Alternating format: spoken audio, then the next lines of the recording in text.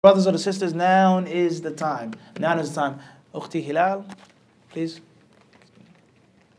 It's yours. I'll bless you with that. Tafadali. Tafadal. Go ahead. They have this insurance business. They have this thing where when your child's born or very young, you put in like $1,000 a year, whatever it is, for 20 years, and then after that's it, so you don't put any more money into it. And then the older the child is, like when they're 80 or 90, it's worth $1 million, $1.5 million, whatever. It's not like a life insurance, more an investment thing. Is that haram or is it okay? Or? Clear. As far as investing money for your child, investing money for yourself, whether it's life insurance or not, whatever it's called, there's nothing wrong with investing money in Islam. To put up money and someone takes your money and they buy with it and they sell with it, they enhance it, they allow your money to grow, there's nothing wrong with that initially in Islam. There's nothing wrong with investing money in Islam. The only problem is if your money is being taken and being used and invested in that which is haram and that which angers Allah subhanahu wa ta'ala. Regardless, whether it's riba, usury, regardless, whether it is the flesh of swine, pornography, prostitution, alcohol, regardless whether it is Christianity, spreading Christian doctrine, anything that's being used which angers Allah Azza wa Jal and brings upon the wrath of Allah subhanahu wa ta'ala, it's haram for you to invest your money in. So that's the first scenario. The second scenario is your money is being invested in that which isn't haram. Clearly, there's nothing wrong with that, as we just said. The problematic issue is you don't know where the money is being invested. You don't know where it is being invested. So one way of looking at it is, you don't know. It's not it's not my job to ask. The asl is that it's permissible to buy, to sell, and to invest. The money that comes back is from Allah Azza wa Jall's bounty. Or another way of looking at it is, you know that in most cases, they're investing the money in haram. In most cases, the money isn't just being invested without interest, without riba, without usury. And that's how the $1,000 for 20 years became $1 million. So that's also problematic as well. The advice that I would give you personally, in New York City, there was a woman, we went to go see, me and another brother. She was a financial expert, okay? Financial expert. She was like from the ulama of money. As we say, ulama of the what? Either ulama of the deen and ulama of the what? Of the cream. Everybody understand? Specialists in both sides. So we went and we talked to her. And we spoke to her in her office. And surprisingly or not, hopefully this is not too long of an answer. This is tangible. It's going to help you out, inshallah. She had questions for me. All right? She wanted to know certain things. And that is because she says, I have many clients, many people that come to me, and they're from West Africa. They're from the Middle East, UAE, Saudi Arabia, Kuwait, in America, whether they're living there, Democrats, diplomats, whatever, whoever they are. They come to me. All right? She's on Wall Street. She's top-notch, yani, fil qimma. So she says, I want to know what goes with or against their faith. Because some of them ask me to invest their money only in halal. And he says, some of them, they don't care. Here's $1 million, just let me see whatever billion, 2 million later on, it doesn't matter what you do. But some of them actually want to know. And I myself, I'm confused. I don't know about Islamic doctrine. I don't know anything about the Sharia, the law, etc. So she asked me certain questions. So we sat and we talked, and I explained to her certain principles, like I just explained to you, that which is clearly used for haram, that which is clearly used for halal. You invest in toothpaste. You invest in microphones. Regardless of what the people using the microphones for, the microphone is originally a permissible thing. You invest in tea bags. Yeah, it's permissible. And then we have that which is gray and in the middle. And I spoke to her a few other issues, so on and so on and so forth. So after she got her questions and she got her answers, the tables were turned and it was time for us to ask her with regards to investing money, non-profit, and things like this. So the older brother that I was with, he was the one who plugged me into this lady, this woman of expertise. And we sat there, and she basically explained to us like this. She says, you as Muslims or Jews, clients who are Jews, he says there are many things in the financial world today you just cannot deal with, period. It's just not for you. It's not for you to get this type of money from investment. It's not for you. And there are many things which are for you and you can use. She said, I deal with my clients how they wish me to deal with them. If they come to me and they give me restrictions and they tell me, do it like this but not like that, no matter what is the income, what is the turnaround on the investment, she says, that is what I will do. And if you just say, bring me back such and such amount of money, then I'll bring you back such and such amount of money. So the point was, she says, is that you have to have economic literacy. You have to understand basic terms. You have to understand basic concepts of money. What's a stock? What's a bond? What is a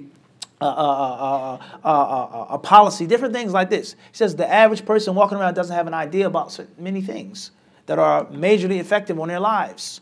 And she also said with regards to Muslims and Jewish clients, she says some of them, she says, if you don't get involved in certain things and certain investments, she says, then you're going to totally lose out. 10 years, 20 years, 30 years, 50 years, there will be another great leap in the economic world. And those who had no knowledge of the basics, had no investments of the basics, they're already left behind now. They'll be what? Way in the prehistoric age in another 20, 30 years. So therefore, the point is that whoever you invest your money in, whoever you give your money to, make sure that you yourself are clear and frank what you want and what you don't want. Make sure you tell them your Islamic restrictions, and make sure you tell them that which is permissible and from the bounty of Allah subhanahu wa ta'ala. So if you give them the money, you lay down these restrictions, please don't put my wealth like this and like that. And the intricacies and the details of the wealth, I don't need to know, I don't want to know about. Just nothing clearly, obviously haram, displeasing to God Almighty, whom I believe in my religion. If that's what you do, and they invest your money, bismillah.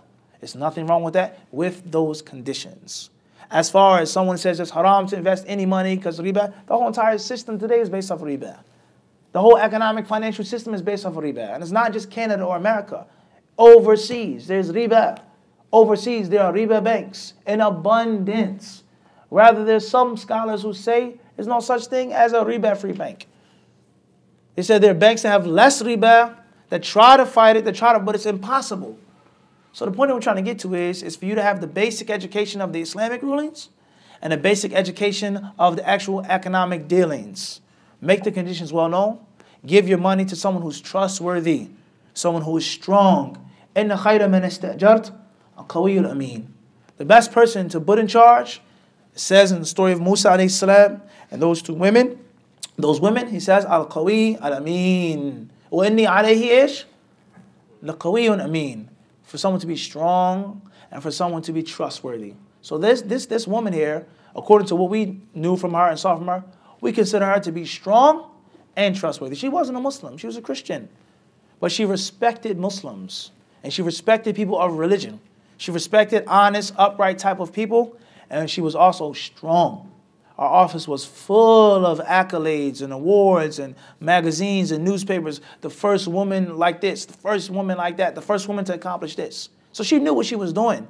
But she only moves and manipulates the pieces according to what? What you want. So if you don't know what you want, that's a problem. If you know that you want haram, that's a problem. You know what you want, you know what you can and cannot have, and you're upfront with it, then you'll find many, many financial, economic opportunities to invest your money. Many of them. So in brief, if you make those conditions, and if it's known, hopefully there's nothing wrong with that money being invested. Clear on that? Life insurance. Any type of investment, that's investment. As far as actual life insurance, then that's similar but a bit different. It's similar but a bit different. There are a few more details with regards to insurance in Islam. The basic rule is, oftentimes insurance is a necessity. You don't have a choice, you don't have an option. You can't open up a center or business unless you have some type of what? Insurance. And what would be the ruling if the Muslims weren't allowed to open up businesses, weren't allowed to open up schools and colleges and institutes? If this was a school, do you think it has to be what? Insured. So certain things which are a necessity, certain things the Muslims are compelled to do, and hopefully there's no sin in that. And there's certain things the Muslims do not need. Or even if they don't need it, but it isn't a major, major benefit. It's just something on the side, extra, and it's best to stay away from that. But that which is a necessity, or it isn't a necessity, but it's something in maslaha, raja, ghaliba, living in a time and a place in which the economic crunch is a reality. She said in 20, 30 years, she says you are going to be totally outdated if you don't have some type of dealing in some of these things. The Muslims are behind now. We have to beg for money to build a school, if we even have a school, or a masjid or a center. We have to put together crumbs and peanuts. She says if the Muslims don't start doing certain things, they're going to be way, way, way, way left behind. And it's going to be even more difficult to live in the modern world, in the West and in the East. So that's with regards to insurance. Certain types of insurance is mandatory, whether it's driving, whether it's having a business, a travel agent. He has to have certain things have to be insured. There's no choice. And b'idhnillahi ta'ala, the Islamic principle that the scholars mention is that if it's a necessity, there's no sin. Or if it's an extreme difficulty and a major hardship, then there is no sin. With the intention of remaining pure. With the intention only doing it because of necessity or a major hardship. And not just extra. Not just wanting more. Everybody understand this? Even though those things are relative. That's relative. One person may say it's not a necessity for the Muslims to have this type of investment. You don't even have to deal with the banks. It's not a necessity. It's extra. It's greed. And another may say, no, we cannot run a center by having money week to week. We can't flourish like that week to week. We need to have thousands and millions of dollars put up for necessity, for emergency. There's a fire, something happens. We have to have a cushion. There can't be no type of professional establishment and you're living from check to check. It doesn't work like that. So there are details in some of these issues. I've given you some of the general points. If it's a necessity or if it's a hardship, then that's one thing. Any type of insurance, if it isn't a necessity, if it isn't a hardship in avoiding it, if it isn't a major benefit that keeps you from harm and feeling in a difficult situation, then the Muslim is to avoid anything which involves that which angers Allah, whether it's interest or usury, whether it is buying and selling that which a person doesn't own, and many other type of illegal financial and economic dealings and transactions. And Allah knows best. Hopefully that's clear, inshallah. Tafadali. What are some ways that a student of knowledge can recharge after maybe hitting like a mental block or just lack of motivation? Question says, what are some of the ways that a student of knowledge can become motivated or when they hit a mental block, so on and so forth? Just like we said yesterday to Abdul Malik, Abdullahi, we said this yesterday, is that oftentimes you shouldn't try. Don't fight it. Sometimes just go with it and allow it to fill its natural course. Now you may say, this is strange. What are you talking about? Kayf hadha. I'll give you an example. Me and Sheikh Qasim just talking about this in the office. Most cases, and I'll say this on the microphone, people recording, and most of the time, I know that I have to give the khutbah every Friday, wherever I am, unless I'm traveling somewhere overseas in the land of the people of knowledge, etc. But a Western country, Canada, America, UK, somewhere, South America, I have to do the khutbah. I know this. All the books that we teach and read in the classes, well, for one reason or another, from Friday to Thursday night to Friday morning, in most cases, I have a mental block. I just don't know what I want to talk about. I can't think about what to talk about. And in the class last night, how many things did we read? How many hadiths did we talk about? Which I could easily do the khutbah, but for one reason or another, I get a mind block. So what happens? When I first got like this, I would fight it. Think, and try to force it. And eventually I just did what? Don't think about it. Don't force it. So it's Fajr time. Jummah starts at 1 p.m. I'm doing this. I eat my breakfast. I have my class with the sisters, this and that. My clothes, getting dressed, whatever the case may be. And eventually, b'idhnillahi ta'ala, whether it's 8 a.m., 9 a.m., 10 a.m., 12:59 p.m., 1 minute before the adhan. Rather, and Allah is my witness, this is the truth. After the mu'adhin makes the adhan, before saying alhamdulillah, ding, the light bulb may pop up in my head. Wallahi. Or 10 minutes, and I have time to put this together. I read this hadith before. Ibn Qayyim said this introduction, this historical story, kada, and then comes. So sometimes don't fight it. Just let it ride. You have a mental block, you get stuck, just be patient with it. The proof for this understanding that you may say is weird or Sufi or what do you think you are? What are you saying you do khutbah without preparing? The proof for this is the hadith we mentioned last night.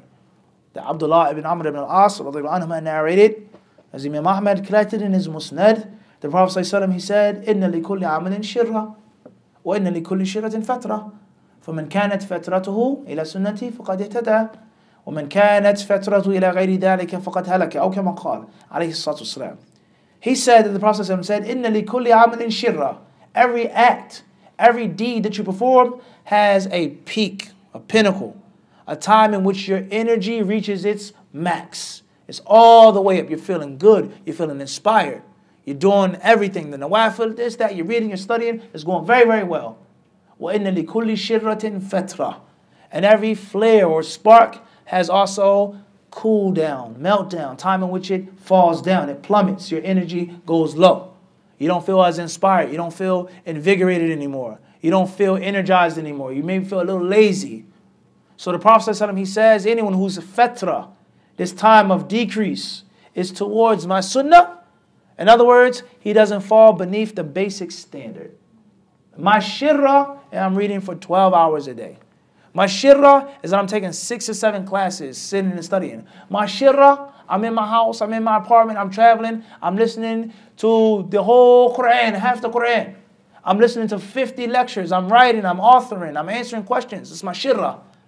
And then my fatra is that I at least read for an hour a day. Waliyadu billah. Or 1 class a day. Or just 1 juz out of the Quran that I read after Salat al-Fajr. But the problem is for my fatra to fall in which I don't read anything. I don't read any Quran. I don't do any study. So he whose fatra is towards the sunnah, meaning iqtisad. You don't fall beneath the basic standard, then you'll be guided, the hadith says. And if your fatra is towards other than my sunnah, the Prophet says, then you will be destroyed. So you can't push it and burn out. And then when you slacken, you don't do anything for a week or a month. You don't have the ability to keep that pace up 24/7 every single day out of the month, out of the year. The finals times is not like the times in which you don't have finals. The beginning of the year is not like the middle of the year. It goes up, it goes what? Goes down. Let it flow naturally. As long as you don't fall beneath the what? Basic standard. There can't be, I didn't pick up a book for a week because I'm depressed. Or I'm stressed. I'm having an anxiety attack. I'm just feeling lazy. La. You have to force yourself to pick the book up. Read it. Read something every single day. Everybody understand this? Bidnai ta'ala, that's one way. The second way is as you let it flow, you have to also gradually and progressively work on avoiding falling into that slump or that ditch. It's a place, a person, something that you eat, too much caffeine, you don't have enough iron. When you hang around this person, you start feeling a certain way. If too much time goes by, you don't make umrah, you start feeling a type of way. Whatever is the reason or the cause behind you falling into that slump, you have to, we said, not at once, not cold turkey. You have to gradually, progressively wean yourself off of that problem. Clear on that? So who you hang around, who are your friends, who you listen to, what inspiration, what goals in life do you have? The Prophet ﷺ is quoted by Abdullah ibn Amr ibn al-As as well, the hadith in the Mustadrak of Imam al-Hakim, that he says, إِنَّ الْإِيمَانَ لَا يَخْلَقُ وَعَلَى ضَبْطِ آخَرَ لَا يَخْلُقُ في جوف أحدكم كما يخلق الثوب البالي أو كما يخلق الثوب الخلق فاسأل الله أن يجدد الإيمان في قلوبكم أو كما قال عليه الصلاة والسلام. He says that a man can become worn out in your heart. A man can become tattered. It can become faded.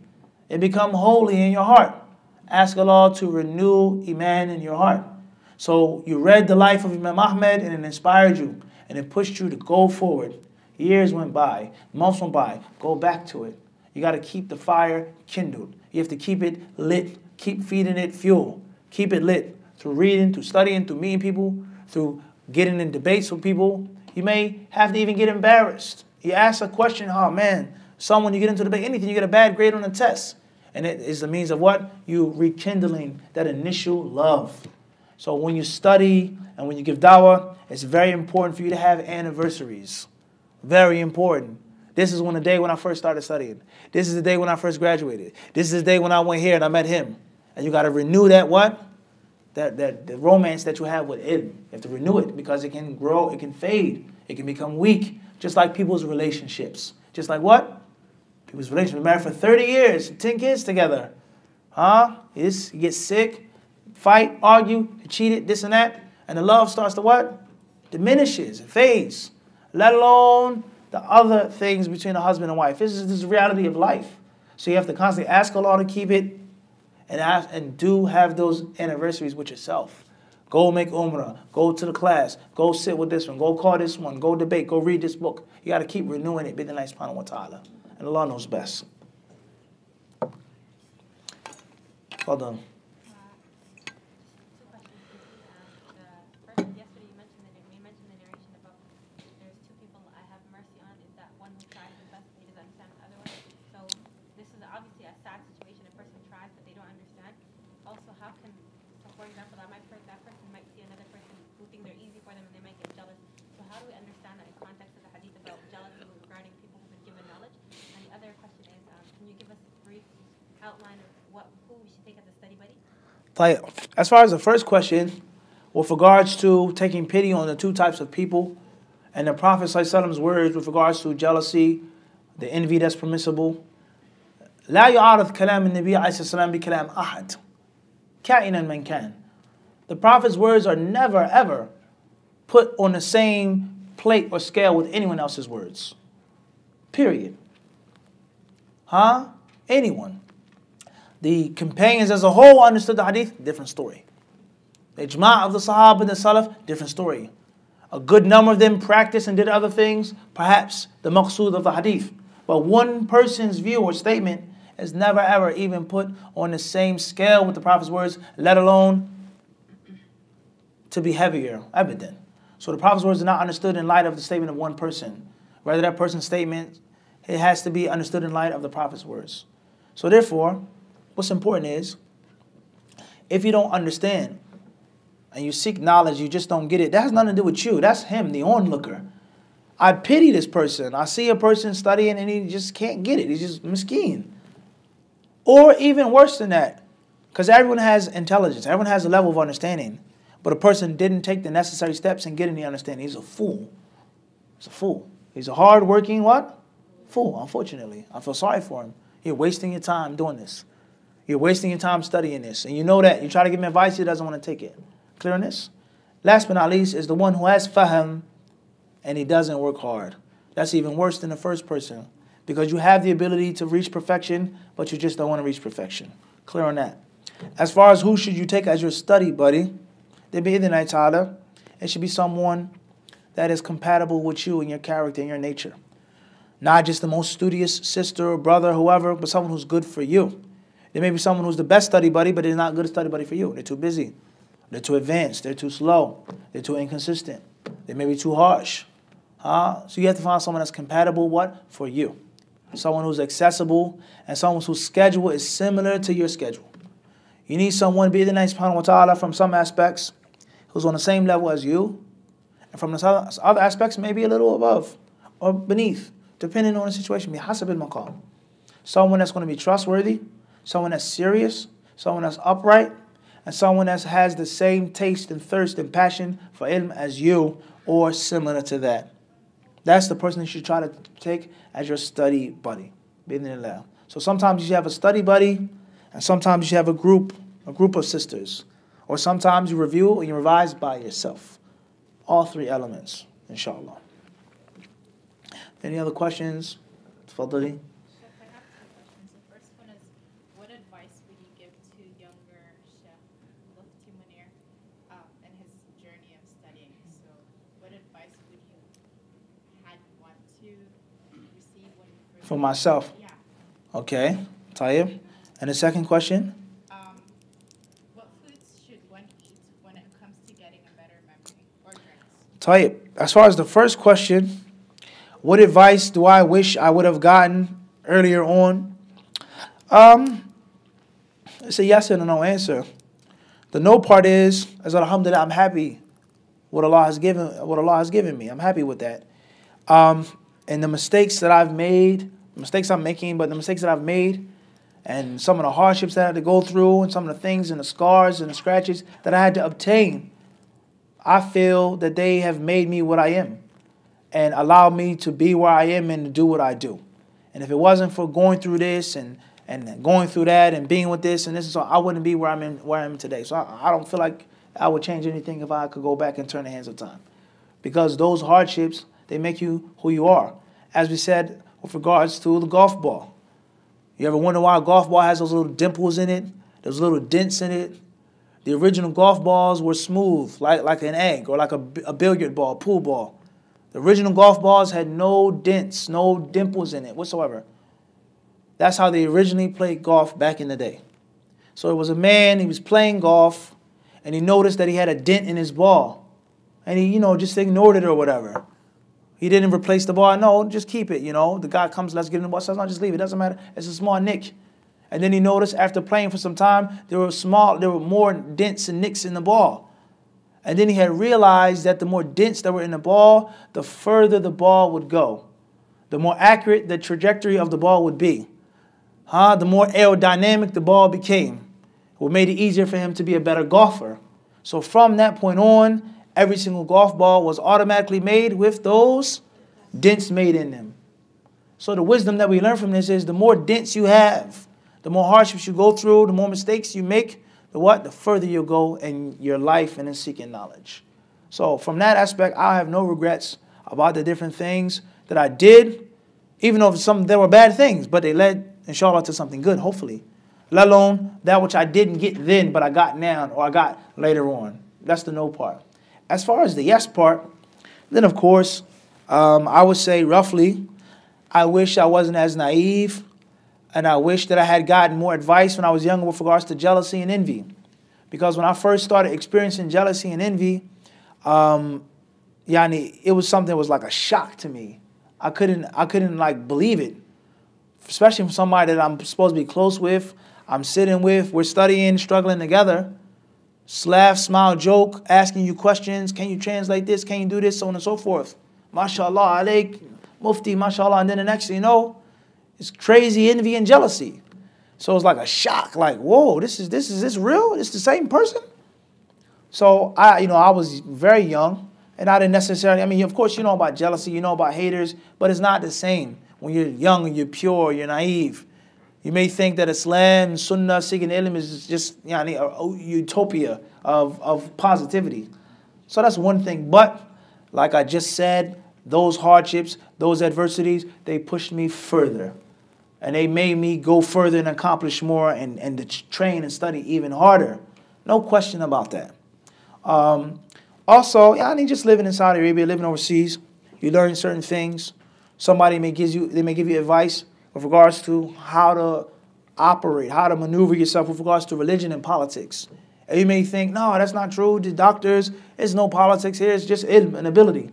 And as you learn and as you study, you realize that politics are in every sphere of life. And there's no place that is free from politics. And oftentimes you may realize that in certain places or with certain people, politics comes before academics. So it's like, wow, it took me 4 years to learn this.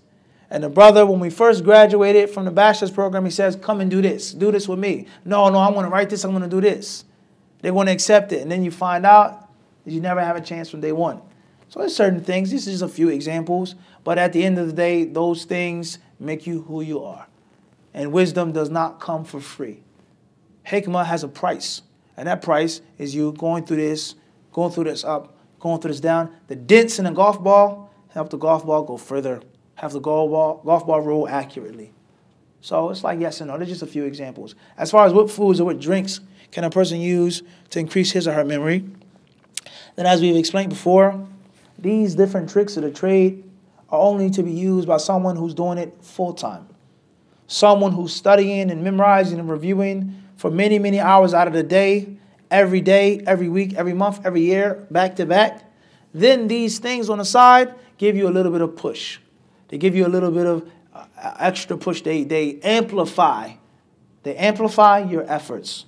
But if you don't have the necessary efforts from the get-go, then it's not a big difference that you're going to see like that. So, if you're studying hard, most of your ability to memorize, first and foremost, is from Allah, tawfiq of Allah. After that, within that is your efforts.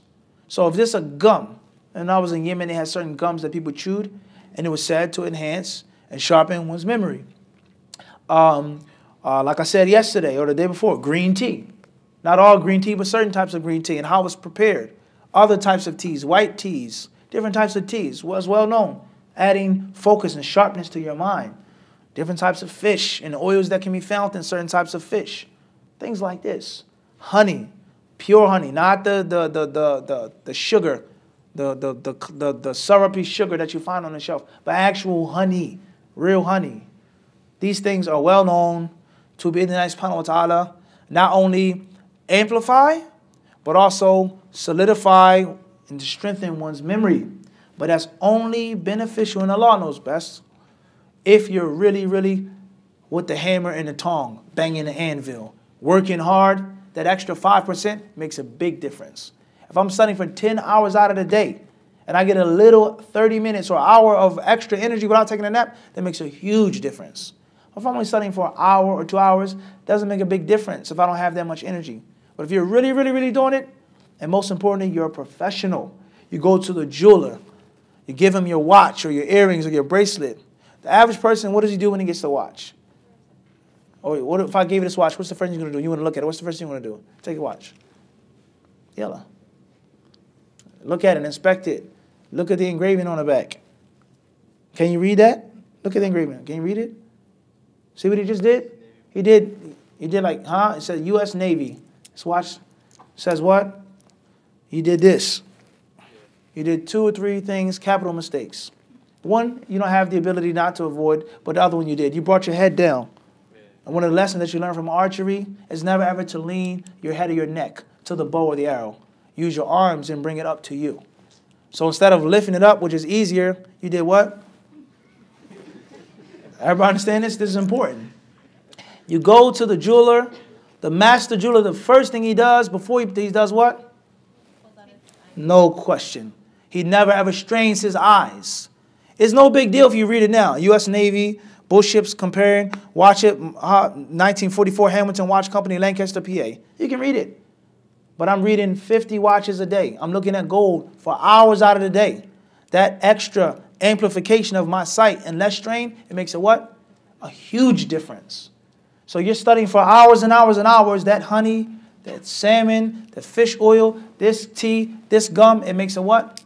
A huge difference. So you have to be putting in the necessary efforts to get benefits from those super foods. And you'll never see a master jeweler looking at anything, not even just how the one he may have the goggles on his head. He puts it down and he looks at it and he amplifies and he magnifies it and he never ever strains his eyes or strains his hand because he is a professional and he does it for hours out of the day. And if he looked at every single piece of jewelry like that or like this, it would do what? Weaken him. Everybody understand this? So you can't just drink honey with water or zamzam and say, khalas, I have the hifd of Imam Bukhari. You have to yourself do what? It said the hammer and the tongue. You got to be banging and burning in, making, forging steel. Everybody clear on this or not? Hadith ibn Hajar, rahimahullah ta'ala, the famous story, Allah alam if it's authentic or not, he said, the hadith, inna ma'a zamzam lima shuriba lah. That zamzam water is what it's for. Whatever you want it to be for, that's what it will be for. That's one interpretation of the hadith. هذا أحد تفسيري المقصود يعني من هذا الحديث. This is one of the interpretations of the hadith. So Ibn Hajar has claimed that he said he drank water, zamzam water, and he asked Allah to give him the hifd of al-hafid al-dhahabi. For Allah to give him not more but just the hifd al-dhahabi. He says, then I started to study and I started to research. فَرَأَيْتُ أَنَّهُ قَدْ وَقَعَ فِي أَوْهَامٍ وَرَأَيْتُ أَنَّ فَضْلَ اللَّهِ أَوْسَعُ مِنْ ذَلِكَ. He says, and I saw many mistakes that Dhahabi made, and I realized that Allah's bounty was greater than that. Allah's bounty was greater than me just asking for Dhahabi, and also the high aspirations. And we're talking about Dhahabi here. He was the champion of Hadith, one of the greatest students of Ibn Taymiyyah, the muhaddith of his time. So the point is, Hafidh ibn Hajar, he didn't just drink the zamzam water, but he also did what?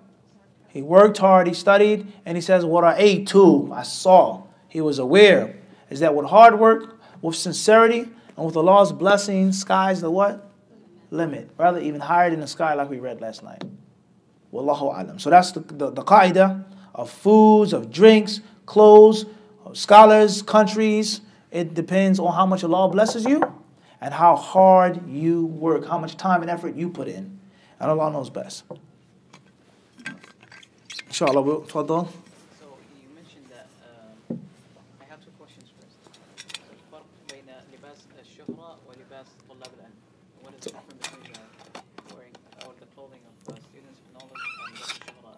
طيب. Clarify that point. طيب. Second question is how can someone evaluate their level when it comes to knowledge, and how like especially if they يعني إذا هجروا العلم, if they left the knowledge for so long and then they want to know how much left, let's say, because when it comes to nowadays education. Clear. Where do I have to start from? How? What did I forget? Tell you. As far as the first issue, libas al-shuhra and libas of talib al-ilm, you mentioned this the other night in the class, that if students of knowledge have a specific dress code or a culture, how they wear their thobes or what type of scarves or headpieces they wear, is this libas al-shuhra? It doesn't mean it's libas al-shuhra, etc. Tayyib. First and foremost is, we mentioned that some of the ulama, I believe it's in the Tarikh al-Tadween class, with regards to khawarim al-muru'ah, كذلك, things that go against the tradition, peculiar, weird, strange, outlandish types of things, are a means of a narrator's hadith not being accepted, or a witness not having his testimony being accepted in court. طيب. That's one thing. هذا شيء. لباس الشهرة شيء آخر. في تعلق. هناك ارتباط فعلا. لكن ليس هناك تلازم. ليس هناك تلازم.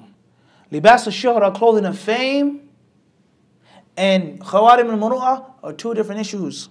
Even though there's some generality in the middle, but it's not a must. This is a must of that. Evident. That's أولا. ثانيا is what's meant by khawarim al-muru'ah, as we just explained, something that if you do, even though it's not haram, it's something that's seriously looked down upon culturally. Culturally. Let's make an example of this. A brother, he has a pickup truck. What colors do most pickup trucks come in? Black, white, blue, red, hakida. So let's say a man had not a fuchsia or breast cancer, but as his brother said in the restaurant, a Barbie pink pickup truck. Rims, wheels, everything, kitted out. What? Barbie pink. He's driving the truck. I tell you, he has a wife, he has children. The brother may have 2, 3 wives, 10 children. You have no doubt about him with regards to his sexual orientation. But he's driving a pink pickup truck.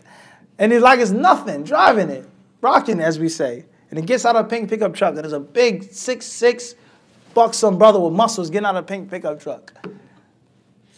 To the average person, be careful of your, the person, they say, what, Sheikh Hassan? The Arabs, they say, Man salla sayf al-baghi, qutila bihi. Say, he who wields an aggressive sword will be slain by that sword. We say in America, you live by the gun, you what? Die by the gun. What's important is, he has a Barbie pink pickup truck. Big, big truck, and it's Barbie pink. Not even hot pink, Barbie pink. You automatically going to say to yourself, whoa, what's going on? Something is up. Something is weird. Something is strange with this guy. And if he brought you a piece of information the next day, even if you know he's not a liar, he's not mentally ill, he has a good memory, automatically or hypothetically speaking, you're going to be a bit what? You're going to be a what? We can't stop laughing, Allah Mustan. You're going to be a bit hesitant, at least. Now I'm adding a bit what? A bit hesitant. He told you some stories, like, because the first thing that's going to come in your head is the what? The pickup truck that's Barbie pink. Huh? So the ulama, they say, now, is it haram to have Barbie pink pickup truck? One may say, no, there's no hadith about that. It's not specific to Nisa, it's my sister's truck, or whatever the case may be. Tayyib? What's the mushkila? But to the people, that's going to be something that's majorly what? Taboo, looked down upon. Everybody understands for now. So they say this is from the conditions of an acceptable narrative hadith. أن يبتعد عن خوارم المروءة. طيب ومن أهل العلم من يأبى هذا ويقول لا وإنما الشرط في عدالة الراوي غلبة الطاعة على أحواله. من كانت الطاعة من كان الغالب على أحوال الطاعة فقط، ما دام ابتعد عن المحرمات وفعل المأمورات، هذا هو الشرط في الراوي العدل. لكن يعني مسألة طويلة، المهم ليست هي مما اتفق عليه أهل العلم أبدا، لا في باب الرواية والشهادة ولا في باب الحديث. أنت معي ولا لا؟ طيب، أما لباس الشهرة، then the most important concept of لباس الشهرة is the hadith of Abdullah bin Umar in Sunan Abi Dawud: من لبس ثوب شهرة ألبسه الله يوم القيامة ثوب مذلة، أو كما قال. Hadith says anyone who wears clothing of fame in this life, Allah will put on clothing of shame upon him on the day of judgment or in hereafter. أو كما جاء. أولا هذا الحديث يعني مشكل من حيث السند والمتن، والقول الذي يترجح لي والله أعلم وما أدين الله به أن الحديث لا يثبت عن النبي صلى الله عليه وسلم، وإنما هو موقوف عن ابن عمر رضي الله عنهما حسب ما بحثنا نحن في المدينة من أهل العلم الكبار من يصححه ويحسنه فلهم اجتهاداتهم. أما الذي أدين الله به على فإنه لا يثبت عن النبي صلى الله عليه وسلم سندا ولا متنا، ويخالف عدة نصوص صحيحة ثابتة في إباحة الطيبات، لبس ما شئت وشرب ما شئت وأكل ما شئت إلى آخره. الرجل يحب أن يكون ثوبه حسنا، أن يكون أن تكون نعله إيش؟ حسنا. هذا الكبر. عرفت معي؟ هذا أولا. That hadith, we're not going to necessarily translate all of that. That's a long issue discussing that hadith and its proper meaning, its authenticity, etc. At the end of the day, students of knowledge to dress in a specific way. Or the problem that we have here is in Canada, you shouldn't wear a thobe, Mahdi. Take off the dress. You shouldn't have a really, really long beard. You shouldn't necessarily have your big sajda, cover it up. Don't even wear this. Wear pants, wear shirt.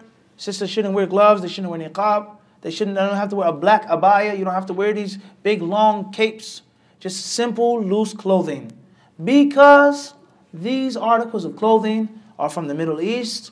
Thobes originally came from Persians, not even Arabs. They started wearing them in the 4th century. The Prophet ﷺ and the Sahaba, they had izar and rida, they had jubba, they had hulla. They didn't have these types of khumus that we wear. And most importantly, they say it's thiyab shuhra. It's seeking fame. Why is your garment so high, your beard so long? It makes you famous. You have on full gloves, full niqab, screen. Your niqab is so low, can barely see your eyes. They say this shuhra. Or worldly things. Back to the pickup truck. You have a very expensive pickup truck. A unique pickup truck with rims, wheels that no one else has. It's an extremely exotic color, specially made for you. And no one in Canada has the color pickup truck like you. It says haram because this is libas shuhra. This is fame. Or having a pocket watch is shuhra. If you take that approach, then that means that there's no such thing as being unique in Islam. And that which is normally permissible is now no longer permissible because it's shuhra. So everyone has to dress the same, look the same, eat the same, and have general basic standard of living. White pickup truck, black pickup truck, normal colors. And that, as I just said, is extremely problematic in light of many, many texts in Kitab and the Sunnah. قُلْ مَنْ حَرَّمَ زِينَةَ اللَّهِ. Who has made Allah's zina, Allah's adornment and beauty haram? So that's a problem. And what is and what isn't thiyab shuhra, let alone that which is worn out of religious devotion. I live in this country. The ad of this country is to wear low thobes. The ad is to wear beneath the ankles. But I've learned and I've studied that it's haram to wear beneath the ankle. That's what I believe, even though other ulama, etc. I believe that it should be at the middle of the shin. So I have to lower my garment and take their fiqh madhab and take their view because to avoid libas al-shuhra والشذوذ. هذا مثل هذا الحكم لابد أن يستند إلى حكم شرعي واضح شيء صريح فضلا عن كون هذه الألبسة وهذه these styles هي مشهورة ومعروفة أنها طلبة العلم يلبسون هكذا.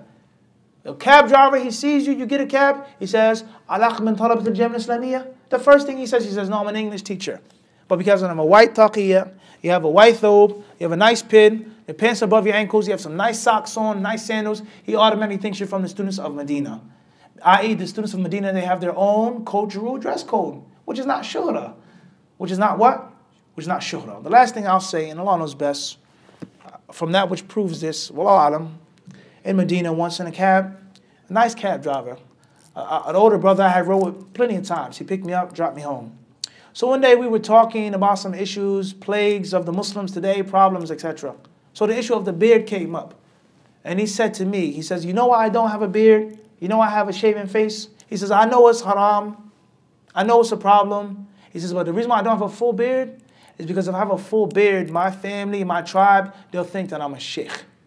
They'll think that I'm religious like that. They'll think that I have knowledge, and I'm not that religious. I'm not that pious. I'm not knowledgeable at all. So therefore, I don't want to have any shihra. See how problematic that can become? So if you have to stand out and stick out because of the deen, how can you say that أَلْبَسَهُ اللَّهُ ثَوْبَ مَذِلَّ يَوْمَ الْقِيَامَةِ? This is a mushkil. This is a problem in that. So, of course, different issues, different ins and outs. The ulama of Islam, they have different views, different ways of dealing with this issue. This is my humble opinion. With regards to ash-shudud or khawarim al-muru'ah. Khawarim al-muru'ah, no doubt. Certain things are to be avoided. It's just too weird, too peculiar. But Muslim identity, dressing in a certain way, or not even that, just being unique. I like to wear this. It says thob shura. Who's wearing this? When's the last time you see somebody wear this? Let alone a speaker. I don't think anybody. And I'm not wearing it, wallahi, to catch your attention. I'm wearing it because I like to wear it. It makes me feel nice. It makes me feel comfortable. So it's haram for me to wear this because nobody else wears it. That's a problem. That's a huge problem. Wallahu alam. Tafadali. Barakallahu feek. What's the balance for the person who is seeing as a benefit for the community and has to be there for them, but at the same time they want to spend or maximize the time alone they have with Allah in terms of isolation? Clear. With regards to balancing between community needs, between isolation, seeking ilm, worshiping, being by yourself, crying over your sins, reflecting on your spiritual state, and the needs of the people. The best answer I can give you, ukhti, is one of the fawaid that I got from Shaykh Abdurrahman ibn Nasir al-Sa'di in his tafsir of Surah Al-Kahf. In explaining the story of Musa and Al-Khadir, and the story, the narration of Abdullah ibn Abbas and others, Sahih Bukhari and others, with regards to when Musa a.s. was giving a speech to Bani Israel. And he was asked, هَلْ تَعْلَمُ أَحَدًا أَعْلَمَ مِنْكَ? You know of anyone who has more knowledge than you? And Musa a.s., we all know what he said. He said no, negatively. Or he answered in the negative. And Allah Azza wa Jal revealed to him, بَلْ عَبْدُنَا. He says, rather our servant, Al-Khadir, traveled to him and he gave Musa and his servant the sign to find that knowledgeable man who wasn't more knowledgeable than Musa in every aspect, Musa Kalim al-Rahman.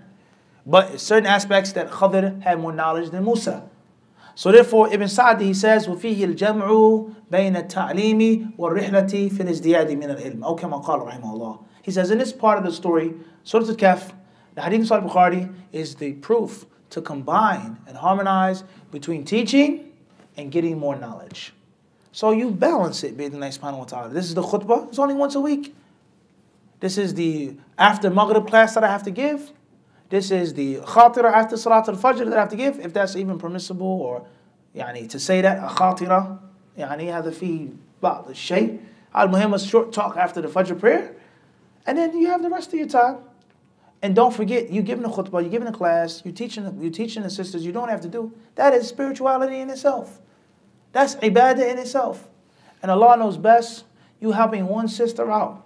You guiding one sister. You being there for your sister. Not even teaching her. Just lending a warm ear to a sister that's going through something. She's depressed. She might be about to make suicide. She's calling you. She has a bottle of pills in her hand. She has a knife while she's on the phone with you. And you reject the call or send it to voicemail. Or you pick up. Sister's crying. She's about to commit suicide. And you help her out. You're there for her. You give her a hug. Whatever the case may be.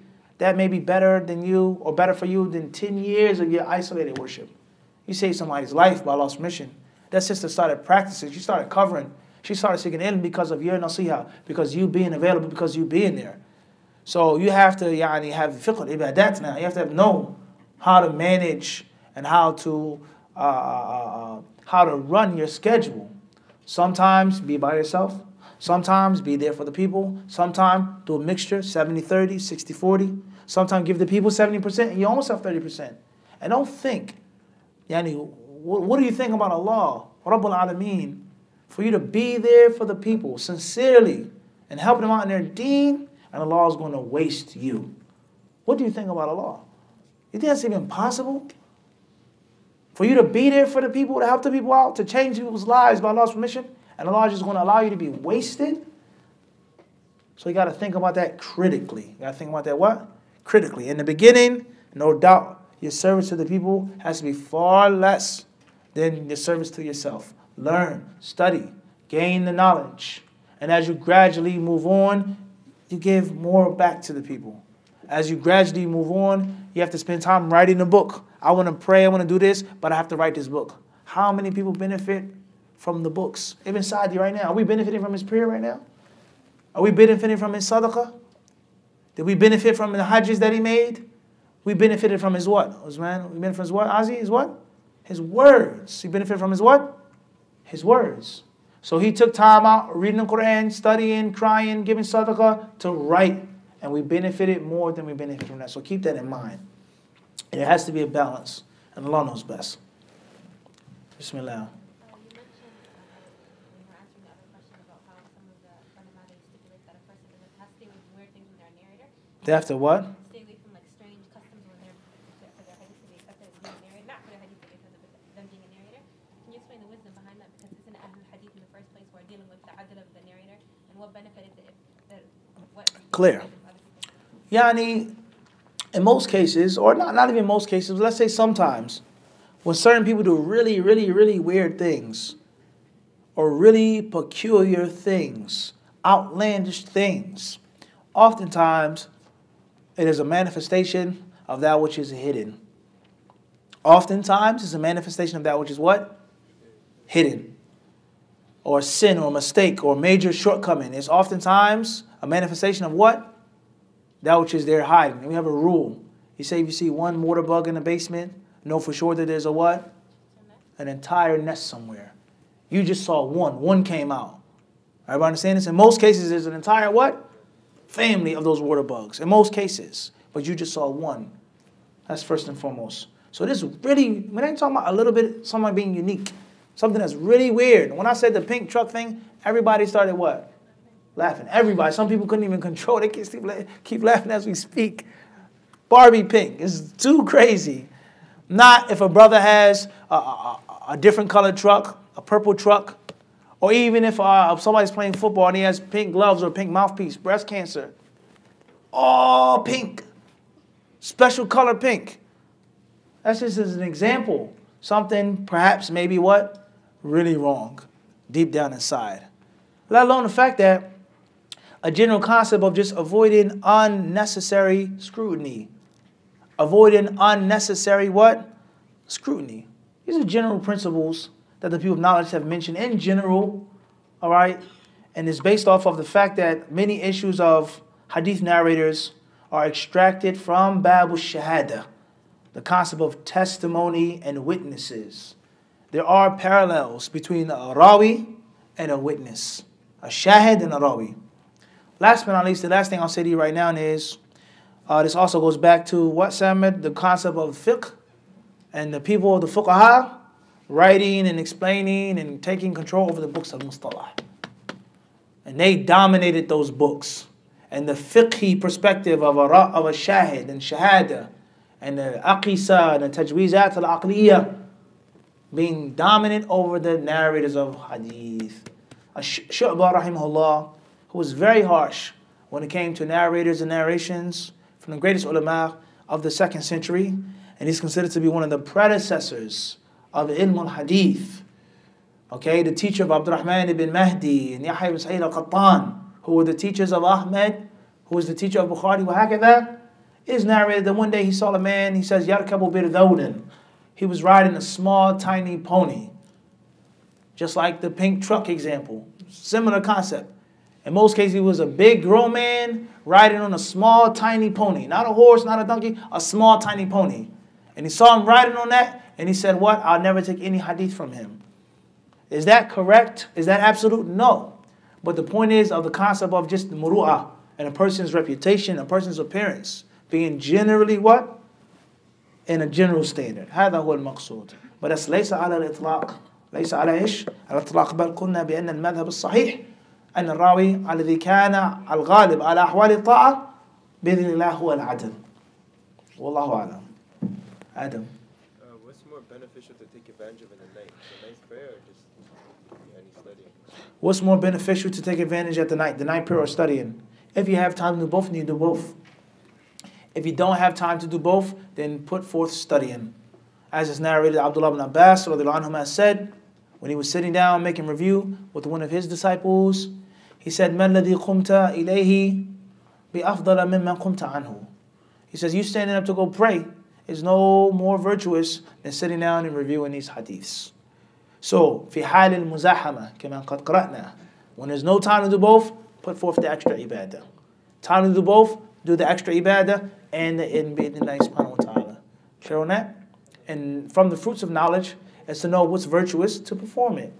But for argument's sake, let's say a person is totally inclined towards reading. He loves to read and to study. So instead of doing this extra fast, like we read from Ibn Mas'ud, that Ibn Mas'ud radiallahu anhu is quoted to have said, he said, I don't necessarily like to fast voluntarily all the time. I don't like to do too much voluntary fast because he says, it makes me weak and I love to read the Quran. So if someone is naturally inclined towards seeking ilm and there are other acts of ibadah which are virtuous, and you feel like that's the thing that makes you happy and it keeps you ticking and it gives you the energy to keep moving forth as a Muslim, then that's what you should do. But it doesn't mean that you boycott the other acts of ibadah. The purpose of learning is to implement. The purpose of learning and reading those hadiths in Sahih Muslim is to implement them. Bidnillahi subhanahu wa ta'ala. And Allah knows best. Inshallah ta'ala, we'll stop here. Thank everybody for their time, for their attention, for their participation. May Allah Azza wa Jal give you the fa'idah and give you the ajr.